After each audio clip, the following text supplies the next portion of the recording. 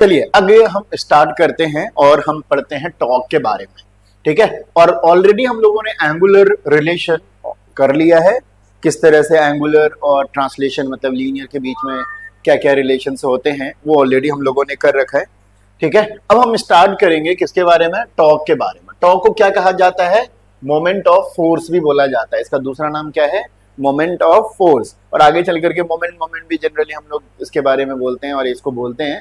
But anyway अभी जो हम लोग बात करेंगे पढ़ेंगे वो टॉर्क के बारे में पढ़ेंगे।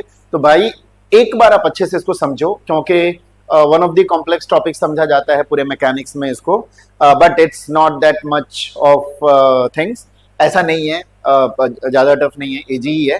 बट ये है कि इसको ये जो ना इंसान की लाइफ को बहुत आसान कर देता है, ठीक है, इंसान की लाइफ को बहुत आसान कर देता है। आपने देखा होगा वो जो पाना होता है, ठीक है, ठीक है, पाना, ठीक है, पाना से अगर छोटा वाला रिंच जिसको बोलते हैं हम लोग जनरल इसमें, तो एक छोटा लेंथ वाला होता है, एक बड़ा लेंथ वाला होता है। किससे आसानी से आपका खुल जाता है, जितना बड़ा लेंथ रहता है ना उतना आसानी से ही आपका जो नट वगैरह सब अगर आपको खोलना होता है तो वो खुल जाता है, या फिर अगर किसी चीज को रोटेशन देना है तो वहां पर वो खुल जाता है। आपने देखा होगा बड़े बड़े ट्रक के जो अगर व्हील को खोलना होता है तो उसमें बड़े बड़े नट होते हैं, और नट को खोलने के लिए जो रेंच और बड़ा बड़ा उसका जो पाना होता है वो बेसिकली काफी लंबा रेडियस वाला लिया जाता है। क्यों लिया जाता है, उसके पीछे जो है वो टॉर्क ही है।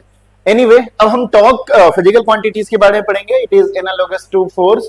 जैसे लीनियर में किसी भी मोशन के पीछे का जो कॉज होता है वो फोर्स होता है, उसी तरह से रोटेशनल में रोटेशन का जो कॉज होता है वो होता है टॉर्क, ठीक है। क्या कहते हैं उसको, टॉर्क। टॉर्क की वजह से ही क्या होता है, रोटेशन होता है। टॉर्क की वजह से ही क्या होता है, रोटेशन होता है। तो क्या होता है टॉर्क, तो सबसे पहले हम लोग एक समझते हैं किसी पॉइंट के अबाउट टॉर्क जब लगता है तो कैसे लगाएगा। हमने तीन एक्सिस ले लिया अभी, ये एक्स एक्सिस है, वाई एक्सिस है और जेड एक्सिस है, और एक पॉइंट पी ले लिया है जो कि ऑरिजिन से आर डिस्टेंस पे है, और उस पे एक फोर्स लग रहा है, ठीक है। उस पे क्या लग रहा है, एक फोर्स लग रहा है, समझ गए।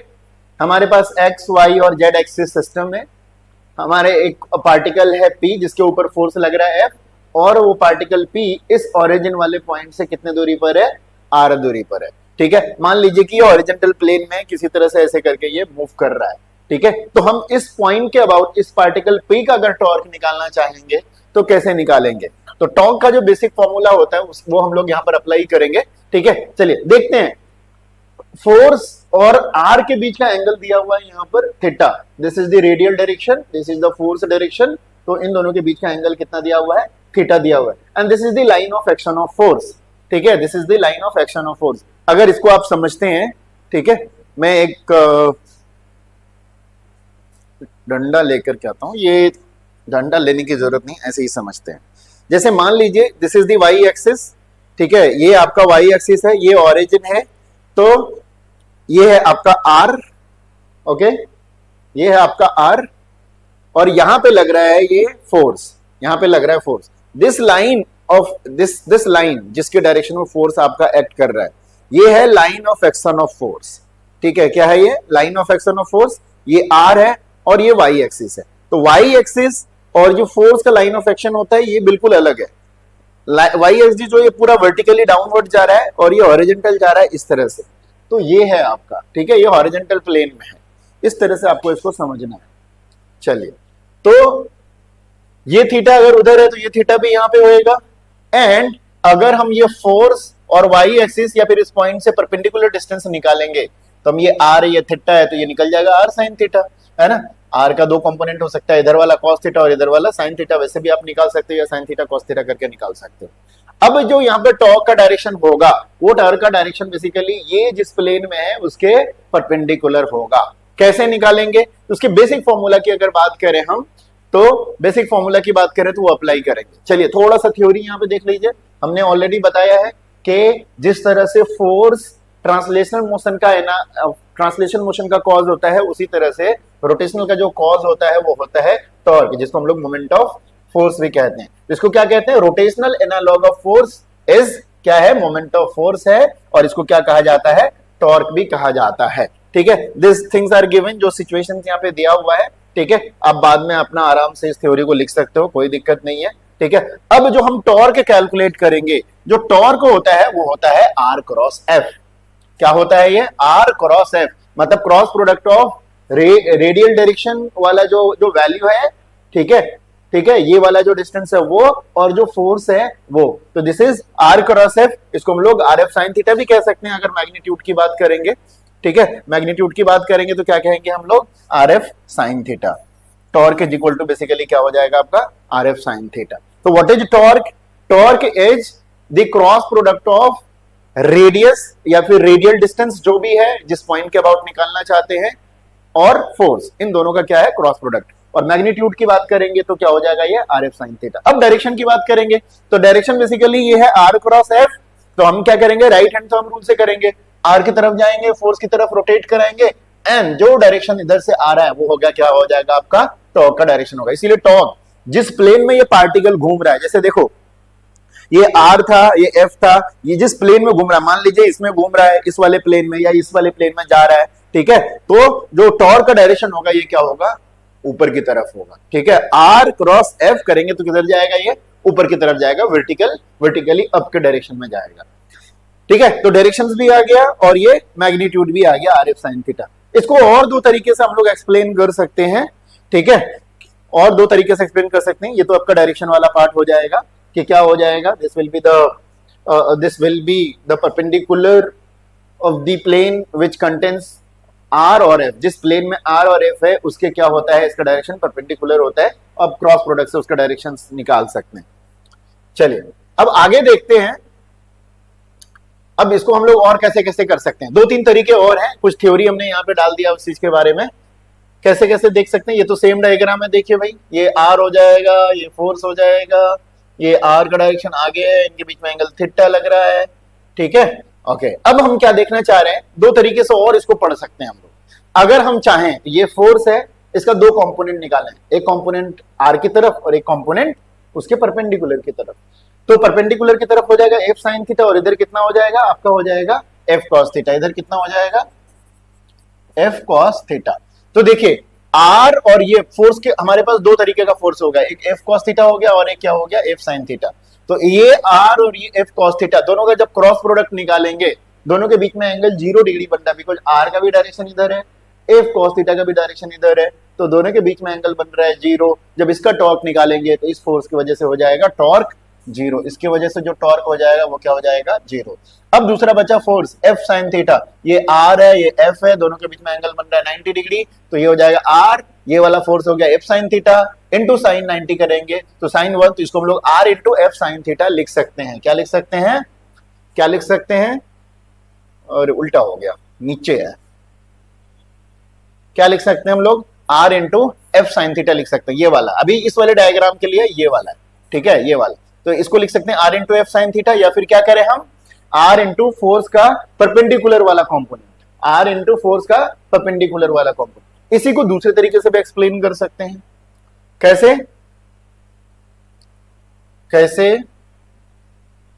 ऐसे, इसको जो हमने पीछे पीछे लाया था, ठीक है, ये आर है, इसका जो परपेंडिकुलर लिया ये थीटा हो गया था, और ये क्या हो गया आपका आर साइन थीटा। तो हम कैसे निकाल सकते हैं, दूसरा मेथड ये होता है कि हम फोर्स ले लें, फोर्स का मैग्नीट्यूड ले लें, और आर का इस पॉइंट से इस जो line of action of force है, इसको हम लोग बोलते हैं line of action of force. क्या बोलते हैं इसको, line of action of force बोलते हैं इसको, line of action of force बोलते हैं, ठीक है। तो line of action of force जो है वो और इस पॉइंट के बीच का जो परपेंडिकुलर डिस्टेंस है, तो इसको हम लोग लिख सकते हैं R sine theta into F, तो फोर्स इंटू आर परपेंडिकुलर। तो ये दो तरीके से हम इसको डिफाइन कर सकते हैं या फिर नोट कर सकते हैं। बाकी ये तो हमने ऑलरेडी डिस्कस किया है कि कब कब 0 हो जाएगा, जब दोनों के बीच में 0 डिग्री बनेगा तो 0 हो जाएगा, है ना, 180 डिग्री बनेगा तो 0 हो जाएगा, या फोर्स ही 0 हो जाए, या फिर रेडियल डिस्टेंस ही 0 हो जाए। रेडियल डिस्टेंस भी 0 हो जाएगा तब पर टॉर्क का वैल्यू क्या हो जाएगा,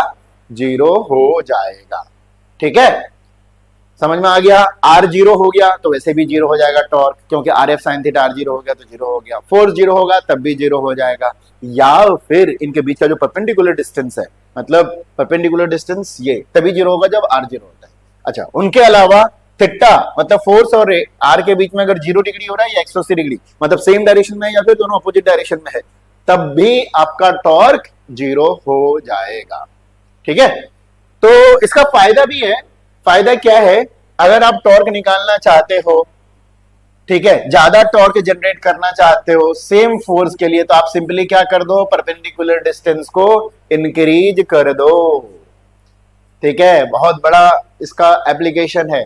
मान लीजिए जहां पे आप टॉर्क लगाना चाहते हैं, ठीक है, किसी चीज को रोटेट कराना चाहते हैं, लेकिन आपके पास फोर्स जो है वो है सेम, उससे बढ़ा नहीं सकते। मान लो एक बंदे से आप क्या कर रहे हो, उसके वेट से आप उसको घुमाना चाहते हो, तो बंदे का तो वेट फिक्स है ना, तो फोर्स तो फिक्स हो गया, लेकिन आपको टॉर्क बढ़ाना है तो क्या कर सकते हो, आप परपेंडिकुलर डिस्टेंस को बढ़ा दो, आप परपेंडिकुलर डिस्टेंस को बढ़ा दो। इसको समझते हैं, एक मान लीजिए ये यहां पे ये है और इसके वजह से इसको रोटेट करना चाहते हो, आप क्या करना चाहते हो, रोटेट करना चाहते हो, ये फोर्स लग रहा है और दिस इज आर, और इसके वजह से आप यहाँ पे क्या जनरेट करना चाहते हो, टॉर्क जनरेट करना चाहते हो, ये हो जाएगा R into F, R into F, perpendicular distance into F. ठीक है, लेकिन अगर ये आपका सेम है लेकिन टॉर्क बढ़ाना चाहते हो, आप टॉर्क इंक्रीज करना चाहते हो, तो टॉर्क इंक्रीज करना चाहते हो, एफ आपका क्या है, ये आपका सेम है, ये सेम है, तो आप सिंपली क्या कर दोगे, परपेंडिकुलर डिस्टेंस को बढ़ा दोगे। मतलब ये कि आप क्या कर दोगे, एक बड़ा डंडा ले लोगे, सेम फोर्स यहाँ पे जनरेट करोगे, तो और इजीली इसमें टॉर्क बढ़ जाएगा और इजीली आप इस चीज को रोटेट कर सकते हो विद सेम फोर्स। ठीक है, तो आपने देखा होगा बहुत सारे जगह ऐसा होता है।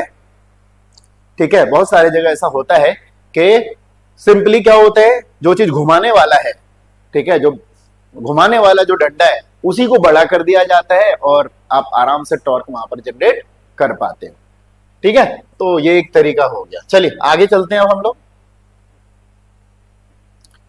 टॉर्क की कहानी से आगे निकलते हैं।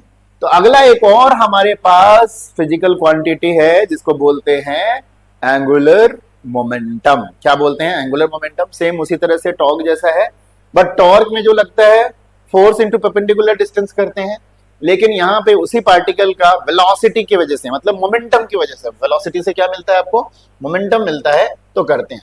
तो इसको मोमेंट ऑफ मोमेंटम भी बोला जाता है। एंगुलर मोमेंटम तो है ही, क्या बोला जाता है, मोमेंट ऑफ मोमेंटम। अब वहां पे क्या होता है, मोमेंट ऑफ फोर्स। तो फोर्स के जगह पर यहाँ क्या रिप्लेस हो जाएगा आपका, फोर्स के जगह पर रिप्लेस हो जाएगा आपका लीनियर मोमेंटम, लीनियर मोमेंटम। ठीक है, तो इसीलिए इसको मोमेंट ऑफ फोर्स कहते थे, यहाँ पे कहेंगे मोमेंट ऑफ मोमेंटम कहेंगे।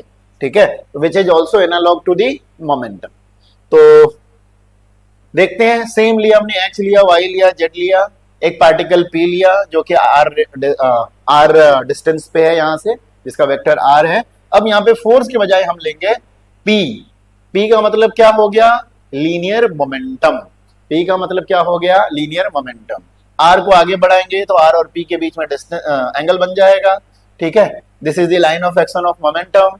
अगर इनके बीच का एक परपेंडिकुलर डिस्टेंस निकालना चाहें तो ये हो जाएगा आपका R sine theta. Same formula इसके लिए भी लगेगा। एल निकालने के लिए क्या करेंगे हम लोग, आर क्रॉस पी निकालेंगे। जब आर क्रॉस पी निकालेंगे तो एल का भी डायरेक्शन क्या हो जाएगा, परपेंडिकुलर हो जाएगा। मैंने ये एक बॉटल लिया है, बॉटल लिया है, दिस इज द डायरेक्शन, ये आर है और ये पी है, तो आर क्रॉस पी करेंगे तो ये वर्टिकली अप हो जाएगा, और वो पार्टिकल जो है वो है हॉरिजॉन्टल प्लेन में। तो जिस प्लेन में वो घूम रहा है या फिर मूव कर रहा है, टॉर्क का जो डायरेक्शन होता है, एंगुलर मोमेंटम का जो डायरेक्शन होता है, उसके ऊपर परपेंडिकुलर होता है। ठीक है, तो ये सारी कहानियां उसके बारे में लिख दिया। तो जब हम निकालेंगे तो ये क्या हो जाता है आपका, आर क्रॉस पी। एफ के जगह पर क्या आ जाता है आपका, मोमेंटम आ जाता है। ठीक है, तो this is the angular momentum. Angular momentum is equal to R cross P. Angular momentum is equal to क्या हो जाता है, आर क्रॉस पी। ठीक है, एंगुलर मोमेंटम एक वेक्टर क्वांटिटी है, ऑफ कोर्स उसका डायरेक्शन जो होगा it will be perpendicular to the R and P plane. जिस प्लेन पे आर और पी है उसके परपेंडिकुलर होता है। अब मैग्नीट्यूड की बात करें तो क्या हो जाएगा, L is equal to R P sine theta. L is equal to क्या हो जाएगा आपका, आर पी साइन थीटा। ठीक है, जिसमें हमने ऑलरेडी आर के बारे में बात करी है। R is the magnitude of the radial distance, जिस पॉइंट से निकाल रहे हैं वो। ओके, पी क्या है, मैग्नीट्यूड ऑफ द मोमेंटम है, and theta is the angle between R and P. तो आर पी साइन थीटा हो गया। ठीक है, ओके, और डायरेक्शन ऑफ जो एंगुलर मोमेंटम होगा, डायरेक्शन ऑफ एंगुलर मोमेंटम होगा वो perpendicular to the plane which contains R and P, इसके परपेंडिकुलर होगा। अब अगर रोटेशन अंदर की तरफ होगा, इधर की तरफ हो रहा है, P का डायरेक्शन नीचे की तरफ होगा तो R क्रॉस P, तब एंगुलर मोमेंटम का डायरेक्शन क्या हो जाएगा, नीचे हो जाएगा। अभी ऐसे घूम रहा है, इसका मोमेंटम का डायरेक्शन क्या है, ऊपर है। ओके अच्छा, इसको भी हम लोग सेम दो तरीके से कर सकते हैं। आरपी साइन थीटा जो है सेम चीज है, पी का भी दो कंपोनेंट हम लोग निकाल लेंगे, पी साइन थीटा और ये क्या हो जाएगा आपका पी कॉस थीटा। तो पी कॉस थीटा की वजह से जो एंगुलर मोमेंटम होगा वो हो जाएगा जीरो, इसको लिख सकते हैं हम लोग R into P sine theta. तो दो तरीका इसका भी रहेगा, या तो आप क्या कर दें, परपेंडिकुलर डिस्टेंस इंटू मोमेंटम कर देंगे, आर परपेंडिकुलर इंटू मोमेंटम, या फिर क्या ले लेंगे पी का परपेंडिकुलर वाला कंपोनेंट, मतलब आर तो सेम रहेगा, पी का पी साइन थीटा वाला कंपोनेंट ले लेंगे, तो R into perpendicular component of the momentum. तो ये दोनों तरीका से इसको भी डिफाइन कर सकते हैं, सेम जैसे हमने टॉर्क को करा था। ठीक है, सेम तरीका से हम इसको भी कर सकते हैं। चलिए, तो ये थ्योरी हो गया। अब एंगुलर मोमेंटम कब कब जीरो हो सकता है? एंगुलर मोमेंटम जीरो करने के लिए, क्योंकि एंगुलर मोमेंटम जिसको एल से डिनोट करते हैं, ये होता है आपका are P sine theta. Angular momentum zero कब होगा? या आर जीरो हो जाए, या पी जीरो हो जाए, या फिर साइन थीटा जीरो हो जाए। कब होगा साइन थीटा जीरो? जब थीटा का वैल्यू जीरो हो, या थीटा का वैल्यू कितना होता है 180 डिग्री, राइट, तब आपका एंगुलर मोमेंटम जीरो हो जाएगा। एंगुलर मोमेंटम को कैपिटल एल से डिनोट करते हैं, लीनियर मोमेंटम को पी से डिनोट करते थे, एंगुलर मोमेंटम को कैपिटल एल से डिनोट करते हैं। चलिए भाई, चलिए डायरेक्शंस वगैरह के बारे में हो गया है। ठीक है, एंगुलर मोमेंटम। अब हम बात करेंगे इन दोनों के बीच का रिलेशन क्या है, लेकिन रिलेशन से पहले एक दो क्वेश्चंस कर लेते हैं। ठीक है, एक न्यूमेरिकल है, मैं डायरेक्ट शॉर्टकट में लिख देता हूं।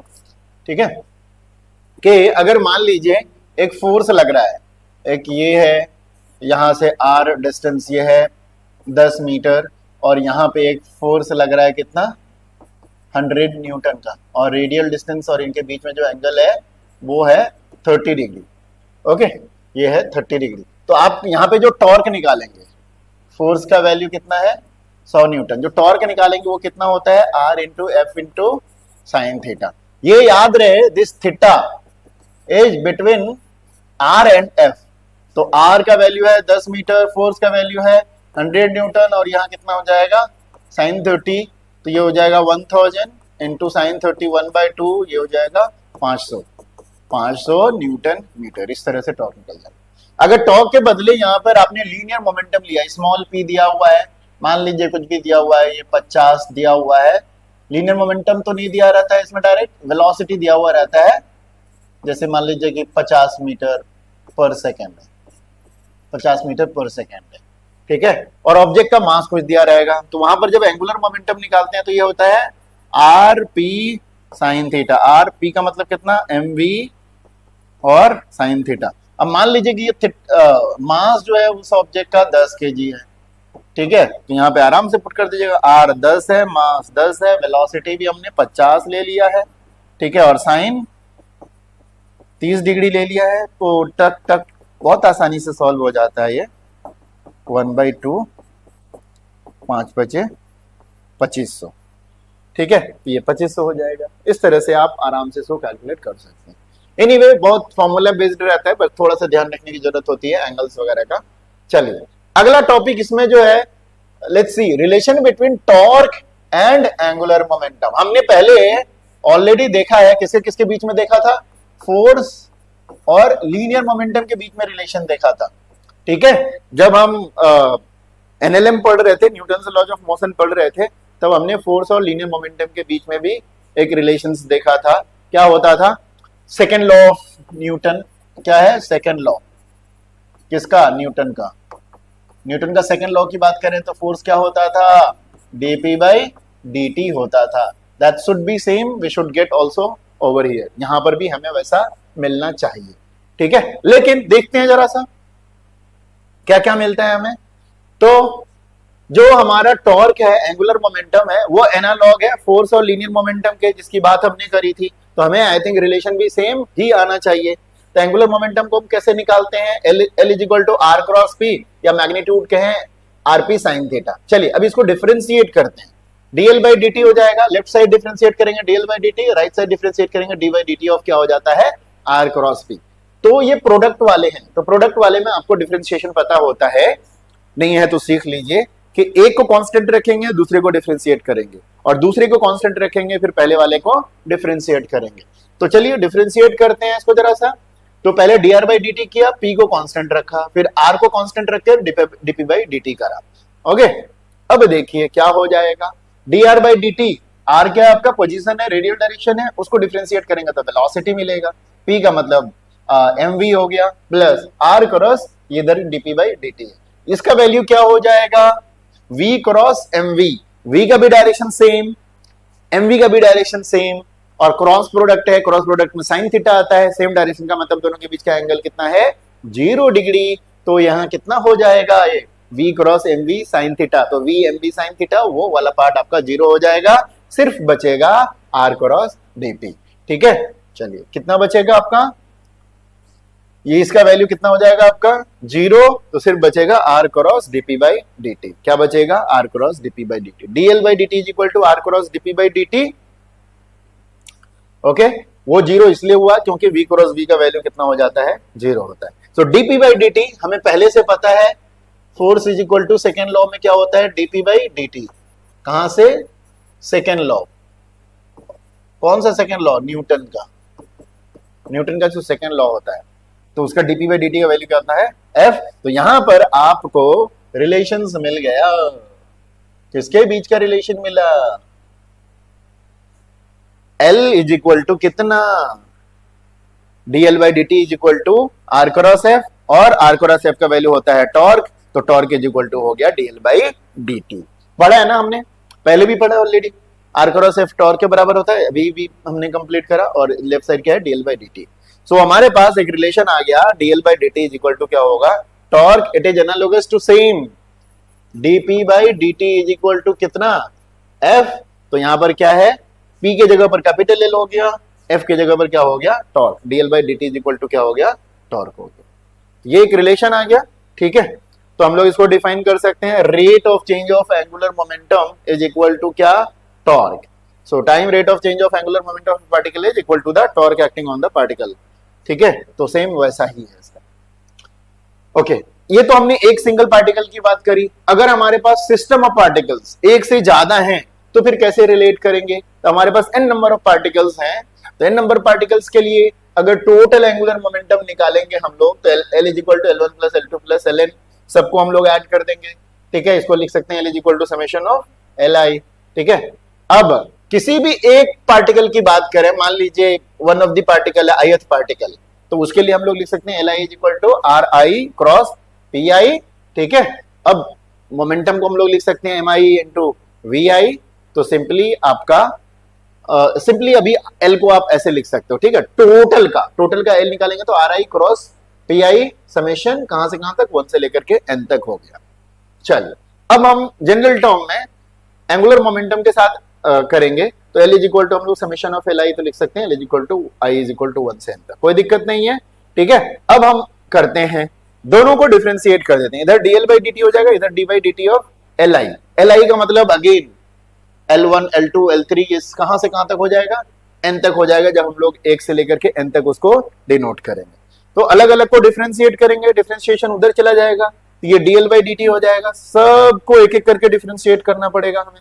ठीक है, और क्या होता है, अभी भी हमने इससे पहले देखा, dl बाई dt बेसिकली किसके बराबर होता है, टॉर्क के बराबर होता है। तो dl by dt is equal to summation of torque. तो जितने भी टॉर्क हैं अलग अलग सारे पार्टिकल के, उसका जो समेशन होगा वो dl बाई dt के बराबर होगा। इससे हमारा ये समझ में आ गया कि नेट टॉर्क भी जो निकालेंगे तो हमेशा हमेशा क्या आएगा, वो समेशन ऑफ इंडिविजुअल पार्टिकल पे जो भी टॉर्क आ रहे हैं वो उससे आप निकाल सकते हो इसको। ठीक है, चलिए यहां तो एक रिलेशन आ गया, तो इससे हमें क्या निकाल सकते हैं, ये टॉर्क भी निकाल सकते हैं हर एक पार्टिकल का। तो total torque of individual particle is summation of individuals torque, individual particles जो टॉर्क होंगे उन सबको ऐड करेंगे तो हमारा ये आ जाएगा। ठीक है, torque is the torque on off the ith particle. तो यही सिस्टम ऑफ पार्टिकल्स का होगा। अब जरा सा रिलेट करते हैं हम लोग, ये तो अभी हमने देख लिया total torque of system of particles, हर एक पार्टिकल्स के टॉर्क को ऐड कर देंगे तो ये इतना आ जाएगा हमारा। ओके, अब टोटल टॉर्क की बात करते हैं। टोटल टॉर्क का मतलब क्या हुआ, दो तरह के टॉर्क लगेंगे क्योंकि दो तरह के फोर्सेस लगते हैं, एक एक्सटर्नल फोर्स होता है और एक इंटरनल फोर्सेस होता है।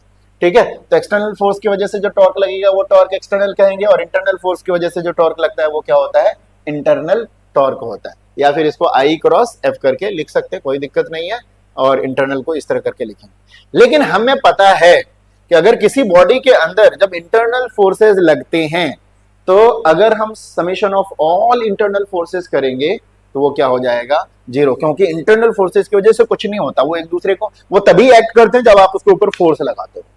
ठीक है, मान लीजिए ये फोर्स के अलग अलग कंपोनेंट एक दूसरे से क्या है, ये फोन के जो अलग अलग कंपोनेंट एक दूसरे से कनेक्टेड है तो सबके बीच में एक फोर्स लगाओ, लेकिन जब तक ये फोन अगर हमारा रखा हुआ है तो उनके बीच में कोई भी कुछ भी नहीं होने वाला, अपने आप वहां पे कुछ नहीं होने वाला।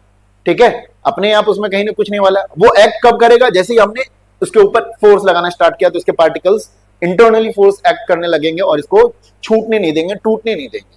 ठीक है, नहीं होगा। लेकिन इंडिविजुअली भी जब ये फोर्स एक्ट करेगा, जितना एक पार्टिकल दूसरे के ऊपर एक्ट करेगा उतना ही दूसरा वाला पार्टिकल पहले के ऊपर एक्ट करेगा, और जब ओवरऑल सबको आप ऐड करोगे तो नेट फोर्स, इंटरनल फोर्स क्या हो जाता है आपका, जीरो हो जाता है, क्योंकि वो हमेशा कैसा बनाते हैं, एक्शन रिएक्शन पेयर बनाते हैं।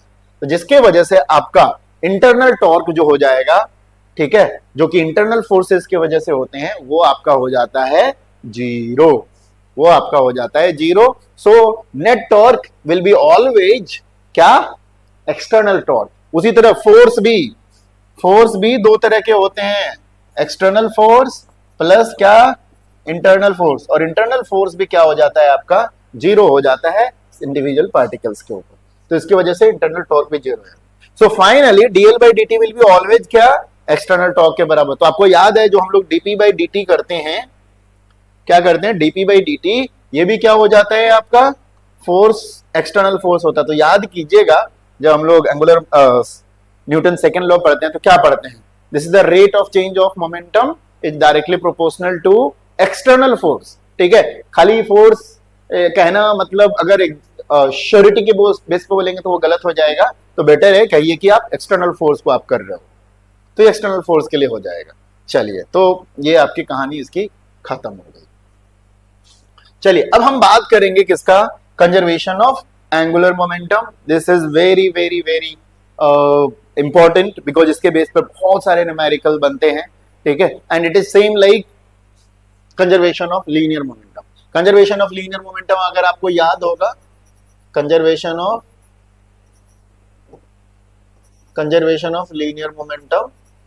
लीनियर मोमेंटम कब होता था, जब एक्सटर्नल फोर्स आपका जीरो हो जाता था तो L I of the system will be equal to क्या होता था, एल एफ होता था। कुछ कुछ उसी तरह के हमारे पास यहाँ पे मिलने वाले हैं।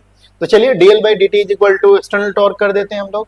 अगर हमने एक्सटर्नल टॉर्क को जीरो कर दिया तो डीएल बाई डी टी क्या हो जाएगा आपका, जीरो, और हम लिख सकते हैं L is equal to constant. This is very very important. मतलब अगर किसी सिस्टम पर या किसी ऑब्जेक्ट पर, सिंगल ऑब्जेक्ट की बात करें या मेनी ऑब्जेक्ट्स के सिस्टम की बात करें, अगर उस पे एक्सटर्नल टॉर्क जीरो हो गया तो उसका जो एंगुलर मोमेंटम क्या हो जाएगा, कंजर्व हो जाएगा। बीच में कुछ भी करें, भूचाल मचा दे, तोड़ दें, फोड़ दें, ठीक है, internally whatever it is doing without any external torque and external force, जो कि पॉसिबल नहीं है, टूटना फूटना। ठीक है, तो जब अगर कोई एक्सटर्नल टॉर्क नहीं लग रहा है तो इंटरनल जो होगा इसका टोटल एंगुलर मोमेंटम कंजर्व रहेगा, और हम कह सकते हैं कि angular momentum of the system before and after will be same, before and after will be same. ठीक है, अब इसको हम लोग चाहें तो तीन अलग अलग डायरेक्शंस में तोड़ सकते हैं, बिकॉज ये तो थ्री डायमेंशनल मतलब एक पर्टिकुलर ऑब्जेक्ट के लिए है, और ये एक्स एक्सिस, वाई एक्सिस और जेड एक्सिस के अबाउट हो सकता है एंगुलर मोमेंटम। तो इसको अलग अलग में कर सकते हैं हम लोग, जैसे एक्स एक्सिस के अबाउट, वाई एक्सिस के अबाउट, ये वाई एक्सिस है, वाई एक्सिस के अबाउट और जेड एक्सिस के अबाउट क्या रहेगा, ये कांस्टेंट रहेगा, पहला कांस्टेंट, दूसरा कांस्टेंट, तीसरा कांस्टेंट।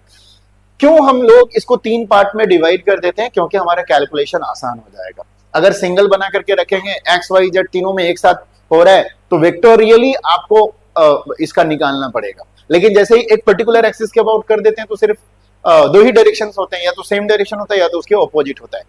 सेम डायरेक्शन, अब यहाँ पे क्या हो सकता है, आप डायरेक्ट स्केलर ट्रीटमेंट कर सकते हो। सेम डायरेक्शन वाले को आप सिंपली ऐड कर दो और अपोजिट डायरेक्शन वाले को क्या कर दोगे, सब ट्रैक कर दोगे जब एक पर्टिकुलर एक्सेस के अबाउट करोगे। लेकिन जब तीनों एक साथ रहेगा तो तीनों का परपेंडिकुलर अलग अलग आ जाता है। तो हम क्या करते हैं, एक्स और वाई जेड को अलग अलग करते हैं, बाद में फिर तीनों का फाइनल बना लेते हैं। तो आपको पता है किसी भी वेक्टर का X component, Y component, Z component अगर आपको पता है तो नेट निकालने के लिए क्या हो जाता है, square root of X component का स्क्वायर, वाई कंपोनेंट का स्क्वायर और जेड कंपोनेंट का स्क्वायर। तो ये तरीका होता है इसका करने का। ओके, तो ये हमारा कंजर्वेशन ऑफ मोमेंटम हो गया। L X L Y L Z क्या हो जाता है, आपका कांस्टेंट हो जाता है। ओके, चलिए एक यहाँ पे क्वेश्चन है, ये क्वेश्चन जरा सा करते हैं हम लोग, फटाफट पढ़िए जरा सा।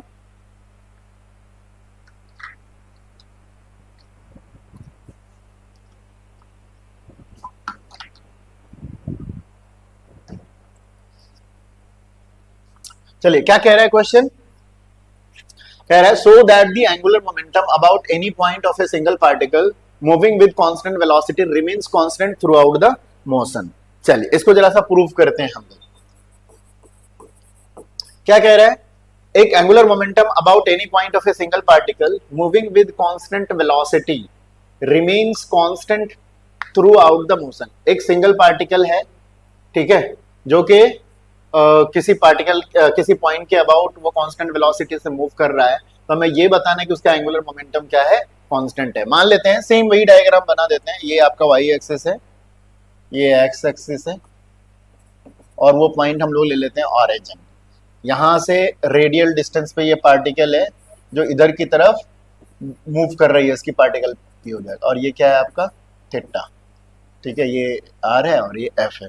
ओके, तो क्या कह रहा है कि इसका अगर एंगुलर मोमेंटम निकालेंगे अबाउट एनी पॉइंट, हमने कोई पॉइंट ऐसे बना दिया single particle moving with constant velocity remains constant through out the motion, और ये पार्टिकल जो है ऐसे करके सीधा भाग रहा है, तो हमें बताना है कि ये जो रहेगा ऑलवेज कांस्टेंट रहेगा। तो हम लोग को पता है ये अगर थीटा है, ये अगर थीटा है, तो ये कितना हो जाएगा, दो तरीका है, पी का दो एक कंपोनेंट निकाल देंगे, इधर पी कॉस थीटा और इधर निकाल देंगे क्या हो जाएगा पी साइन थीटा, ठीक है। तो अब हम इसका जो मोमेंटम एंगुलर मोमेंटम निकालेंगे, एंगुलर मोमेंटम क्या होता है, आर क्रॉस पी होता है, जिसको हम लोग क्या कह सकते हैं, आर इंटू बेसिकली क्या हो जाएगा पी साइन थीटा होता है। तो यहां पर देखिए भाई, अगर इस यहां के लिए लेते हैं, ओके, तो इसको हम लोग क्या तरीका हो सकता है, आर साइन थीटा भी लिख सकते हैं, R sine theta into P. R sine theta क्या है आपका, ये परपेंडिकुलर वाला डिस्टेंस है, तो इस लाइन पे वो कहीं पर भी मूव करके जाए, R sine theta is not going to change, this is क्या है आर साइन थीटा, और पी इज कितना आर साइन थीटा, और कितना हो गया मास इंटू वेलोसिटी। इसमें देखिए सारी चीज फिक्स हो गया है, बिकॉज इस पॉइंट के हिसाब से फिक्स है, तो ये आर साइन थीटा फिक्स है, ये क्या है आपका परपेंडिकुलर डिस्टेंस है, फिक्स है, ये मास है, ये भी फिक्स है, कांस्टेंट है, और सेम वेलोसिटी से ये भी आपका कांस्टेंट है, ये सारी की सारी चीजें क्या हो जाएंगी, आपका कांस्टेंट हो जाएगा। तो ऐसे हमने प्रूव कर दिया कि एक स्ट्रेट लाइन पे चलने वाला किसी भी पॉइंट के अबाउट अगर हम लोग लेंगे तो उसका एंगुलर मोमेंटम क्या हो जाएगा, कांस्टेंट हो जाएगा। एक मैंने आर्बिट्रेरी पॉइंट ले लिया, ठीक है, एट एनी टाइम टी वो थीटा बना रहा है, तो this is R sine theta. इस पार्टिकल के अबाउट इसका ये परपेंडिकुलर डिस्टेंस ऑलवेज फिक्स रहेगा, एमवी फिक्स रहेगा, तो ये क्या हो जाएगा आपका प्रूफ हो गया। तो इस तरह से आपका एंगुलर मोमेंटम किसी भी अगर एंगुलर मोमेंटम किसी भी पॉइंट के अबाउट अगर आप लोग निकालना चाह रहे हो, वैसे पार्टिकल का जो सेम स्पीड से जा रहा है, सेम वेलोसिटी से जा रहा है, डायरेक्शन भी सेम है, तो उसका एंगुलर मोमेंटम कांस्टेंट रहेगा, ठीक है। चलिए आगे चलते हैं, अब हम लोग कुछ और बचा है इसमें करने के लिए, जैसा देखते हैं। इक्विलिब्रियम ऑफ ए बॉडी, ये तो हम बाद में देखेंगे, बाद में करेंगे, ठीक है। तो यहां तक ठीक है।